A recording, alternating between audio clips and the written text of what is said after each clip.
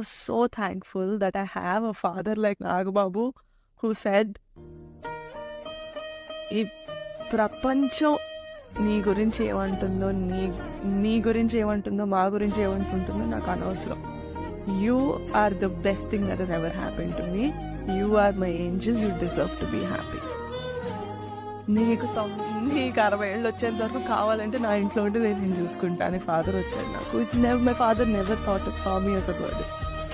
My mom never saw me as a burden. My brother never saw me as a burden. వీళ్ళు ముగ్గురు were my strongest pillars.